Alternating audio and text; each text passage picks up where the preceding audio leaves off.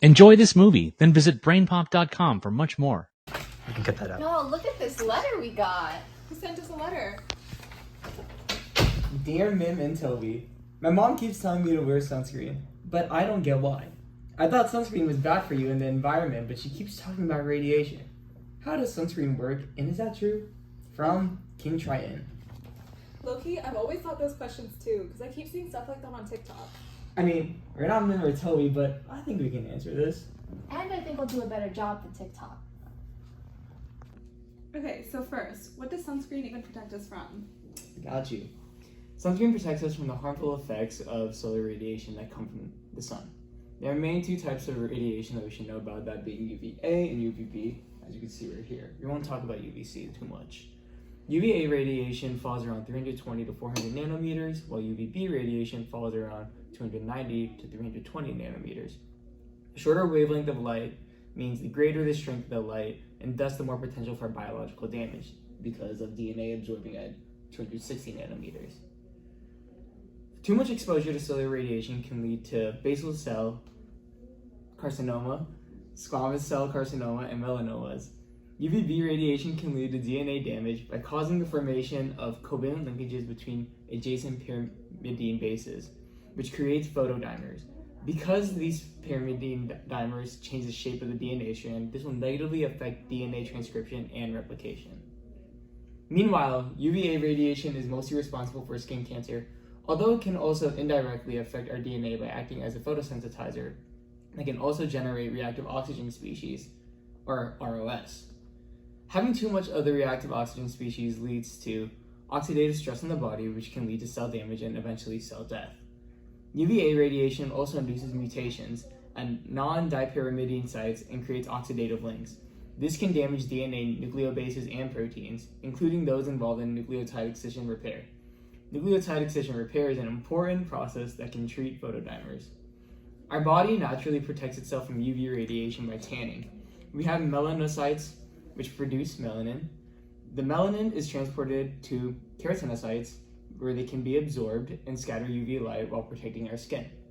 The good news is that sunscreen usage has been shown to reduce the incidence of both melanoma and non-melanoma skin cancers. Got it. I think we're almost done answering this letter. Wait, what was that last question they asked? Is sunscreen bad for the environment? Oh yeah, there have been some studies done about this chemical called oxybenzone that's toxic to coral. Oh my god. But how can I use sunscreen if it's going to hurt the environment? There's no winning here. Actually, not all sunscreens contribute to this. There are some safe sunscreen alternatives, which we'll get into later. But first, let's take a look at the structure of oxybenzone and see why it has these effects. So oxybenzone is an aromatic hydrocarbon, and within this molecule, the hydroxyl group is hydrogen bonded to the ketone, and this interaction allows it to absorb UV light. It also absorbs light at lower energies due to its conjugated system, and thus oxybenzone can serve as a UV filter in sunscreen. Sunscreen is formulated to remain on the skin to provide protection against UV rays, but unfortunately this means that it can be washed off and end up in the ocean, causing toxic effects for aquatic life. Oxybenzone can also reach the ocean through other sources of discharge, such as from boats or ships. Studies have shown that when oxybenzone is in the ocean and is exposed to UV light, it can lead to a higher mortality rate in coral and sea anemone because it acts as a skeletal endocrine disruptor. When coral comes in contact with oxybenzone, the oxybenzone will enter the tissue and act like a UV filter. The radiation that gets absorbed will be metabolized, but the resulting products are phototoxic and can produce reactive oxygen species. Symbiotic algae that are living in the coral can metabolize these harmful byproducts, but with increased oxybenzone pollution, this will definitely throw their symbiotic relationship out of balance. And if this occurs, it can result in coral bleaching. So when the coral becomes stressed, it can cause the algae to leave, and this causes the coral to turn white, which is why it's called coral bleaching. And coral reefs establish entire ecosystems, which many aquatic organisms rely on.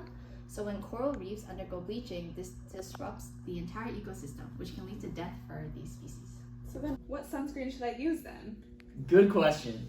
When you're shopping, you can start by looking for sunscreens that are oxybenzone free.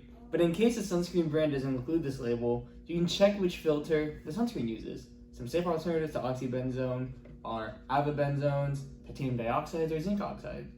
The next thing to keep in mind is which type of sunscreen you would like to use. There are actually two types of sunscreen, that being mineral and chemical. The key difference is how the sunscreens protect you from the sun. Chemical sunscreens are sunscreens that absorb the sun's rays and typically include benzene compounds like the oxybenzones we're trying to avoid. However, people may opt for this option for aesthetic reasons. When you use a chemical sunscreen, it typically does not leave behind a white cast, which refers to how when you apply a sunscreen, the white color might stay behind and make you look ghostly.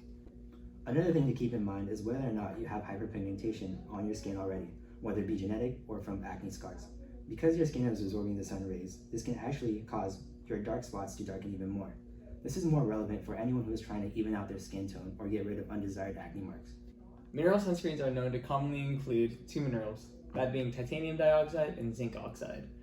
Mineral sunscreens are able to block both UVA and UVB rays, meaning they are able to not only help prevent sunburn and skin cancer from UVB rays, but also prevent the effect of premature aging from UVA rays. The way mineral sunscreens are able to work is that they are able to provide a physical barrier for your skin. What I mean by this is that not only are they able to absorb light, but they can also reflect it and scatter UV radiation.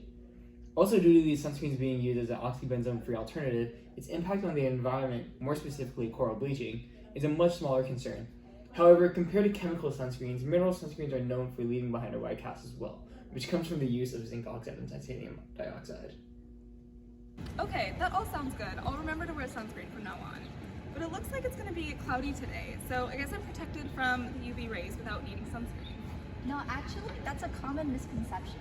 So despite natural photoprotective agents such as the ozone layer, clouds, and fog, UV rays can still actually penetrate through those agents and reach your skin. And remember, they're fast acting, so even with a short exposure time, it can still cause damage. And the effectiveness of most sunscreen also wears off every 3 to 4 hours, which means you should apply sunscreen every day and reapply every couple of hours.